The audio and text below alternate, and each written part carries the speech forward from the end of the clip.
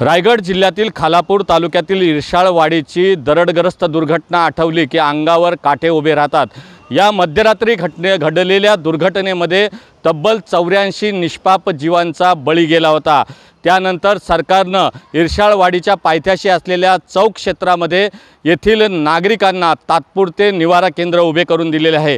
आता ज्या कंटेनरमध्ये या ठिकाणी लोक राहत आहेत ते जीव मुठीत घेऊन राहत आहेत। पाऊस पडतोय, पावसाचं पाणी घरामध्ये जाऊन तेथील नागरिकांचं ज्या काही जीवनावश्यक वस्तू आहेत, अंथरूण आहेत, ते भिजत असल्याची तक्रार देखील या ठिकाणी होत आहे। याबरोबरच सर्वात महत्त्वाची समस्या म्हणजे सरकारनं या कंटेनरच्या सोबतच दिलेले जे स्वच्छतागृह आहेत, शौचालय आहेत, या शौचालयाला पाणी नाही।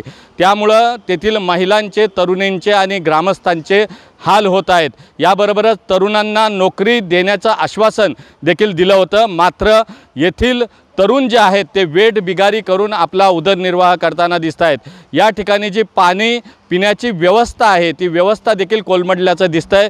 गढूळ पाणी येत असल्यामुळं रोगराई आणि आजार पसरत असल्याची भीती या ठिकाणी व्यक्त केली जात आहे।